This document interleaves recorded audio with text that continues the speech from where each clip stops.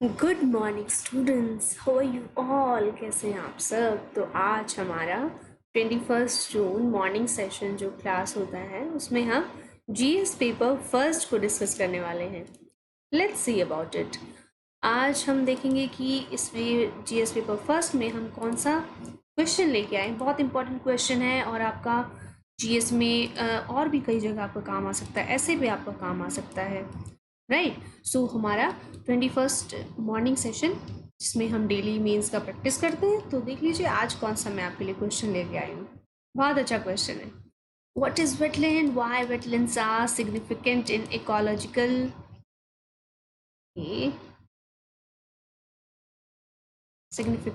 Ecological conservation. 250 words में लिखना है। इसमें हम वेटलैंड्स के बारे में, एटलीस्ट मैंने तो वो चीज़ इंक्लूड की है ना कि इसमें कंप्लीट आपको वेटलैंड्स के बारे में सारा इन्फॉर्मेशन दे सकूं।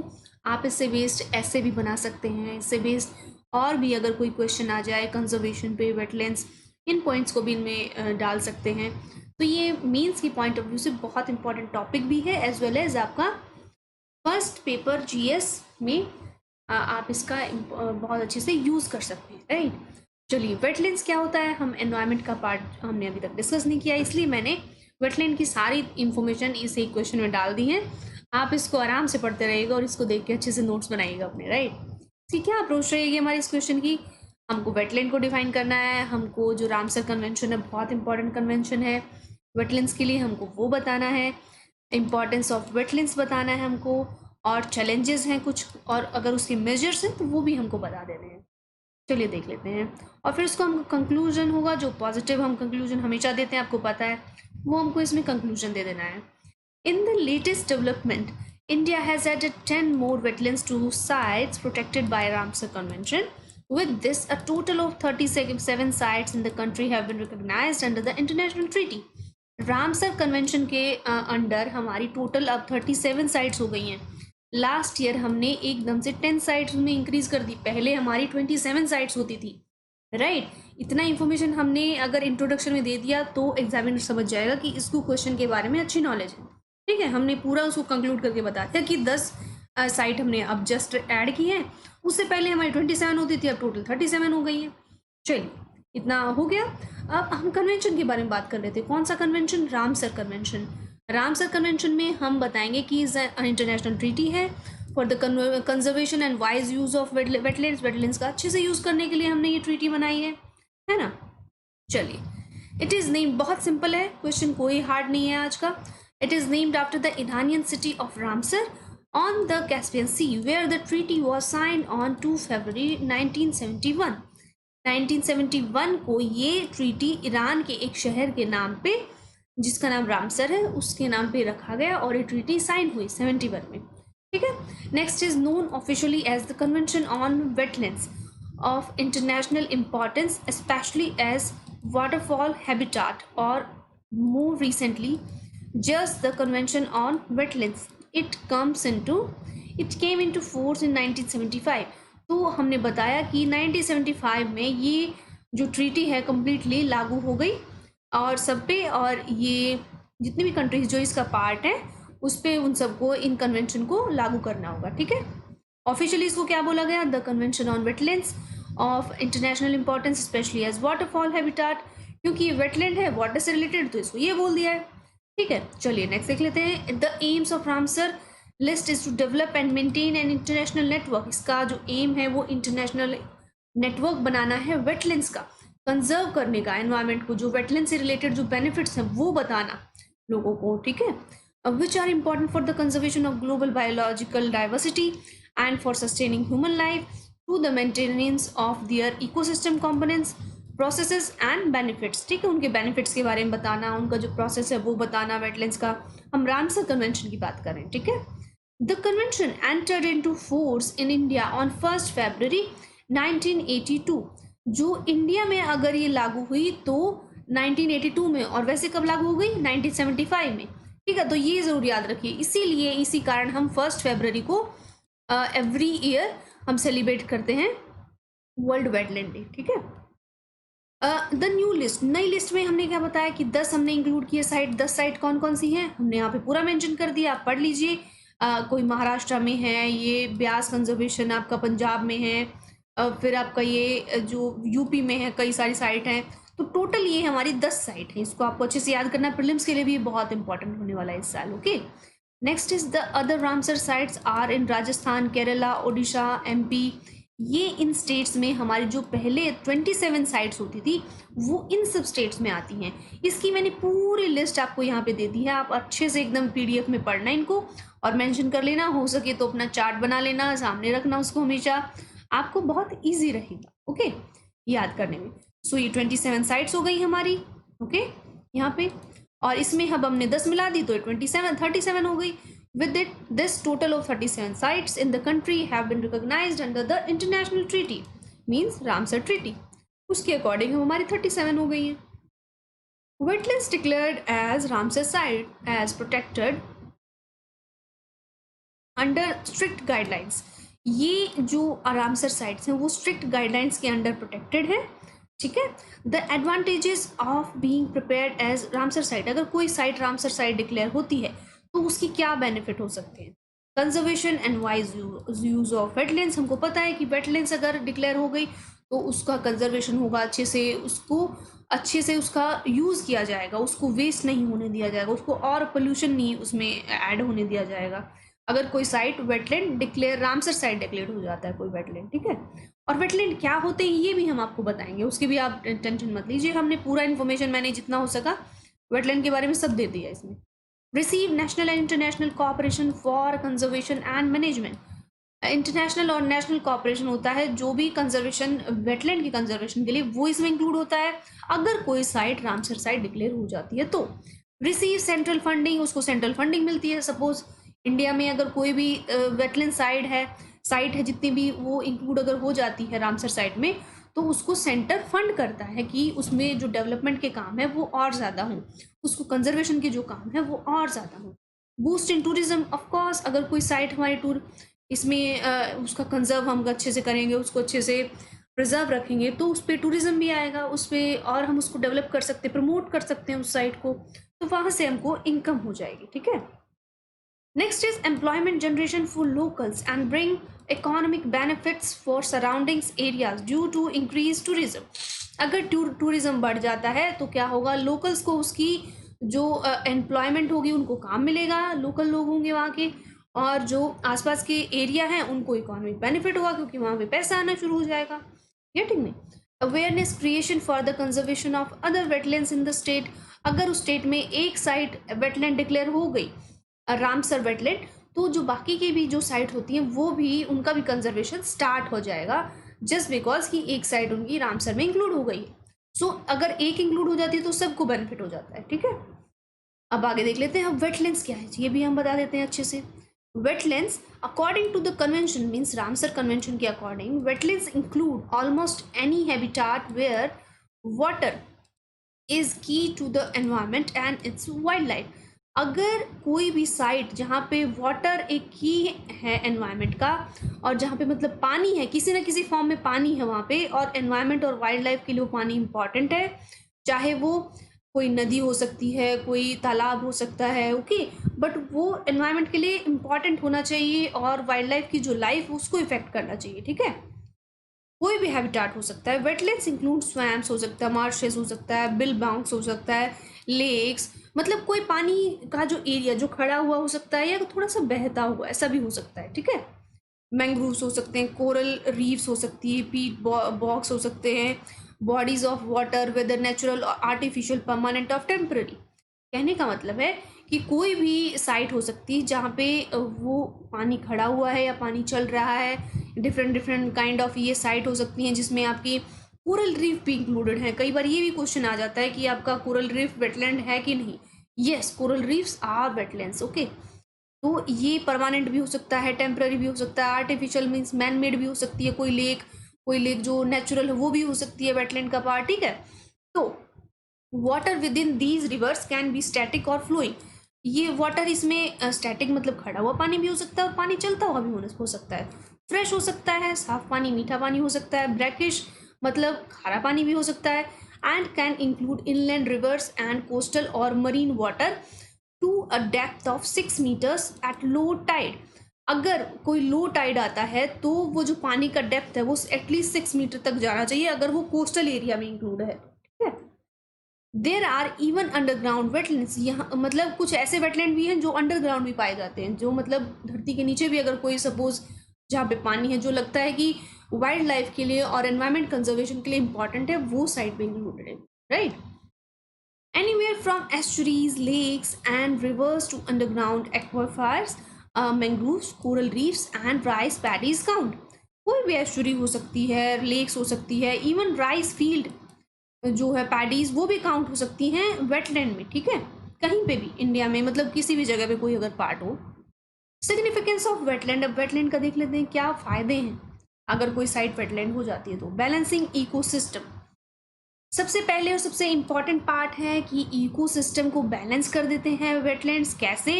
Wetlands provide a wide range of important resources and ecosystem benefits such as food, water, fibre, ground water, recharging, water purification, flood moderation, erosion control, and climate regulation. They are also one of the major supplies of fresh water. अगर कोई wetland suppose वो declare हो गया, drink some water.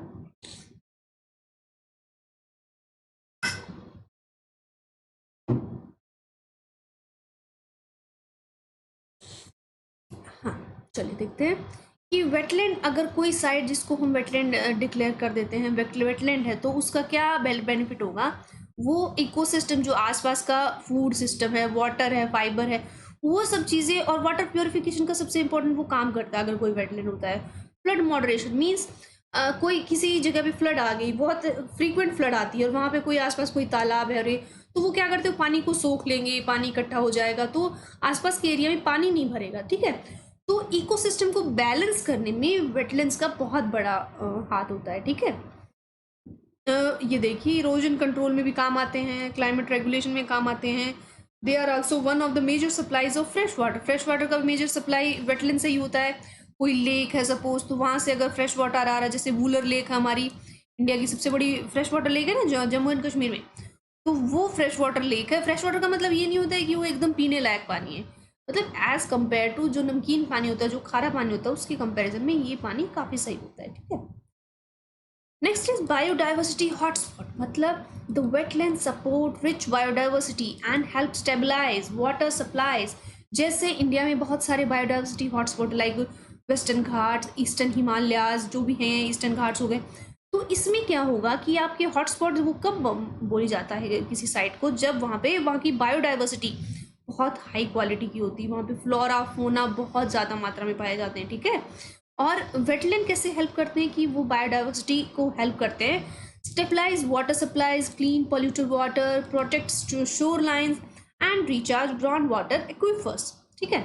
जो ground water का suppose कोई तालाब है, पानी है वहाँ पे भरा हुआ है, जो धरती के नीचे का पानी होता है उसको हम एक्विफर बोलते हैं, उनको क्लीन करने में मदद करता है हमारे वेटलैंड, ठीक है।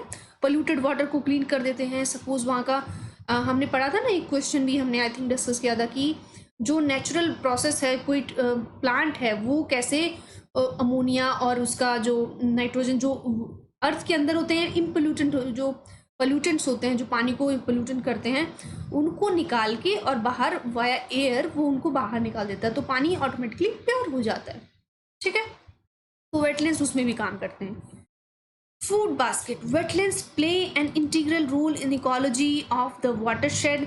The combination of shallow water, मतलब जो हल्का पानी होता है, ज़्यादा गहरा नहीं होता है, high levels of nutrients and primary productivity are ideal for the development of organisms that form the base of the food web and feed many species of fish, amphibians, shellfish and insects.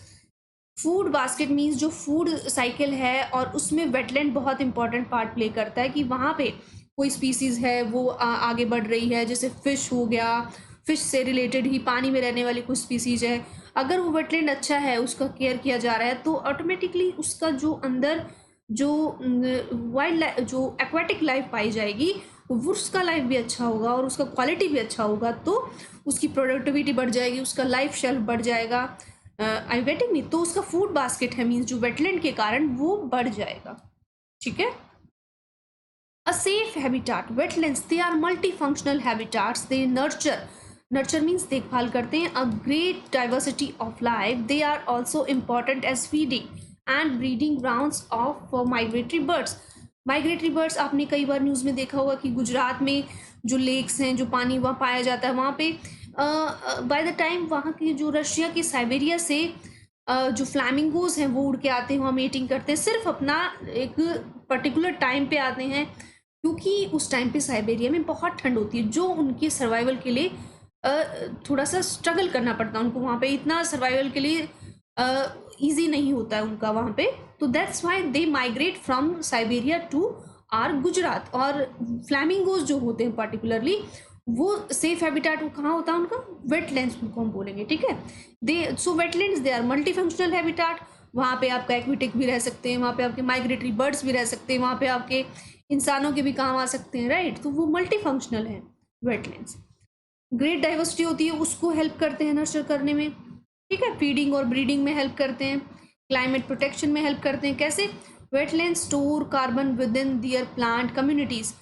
Wetland store carbon store करते हैं अपने plant communities में, and soil instead of releasing it to the atmosphere as carbon dioxide.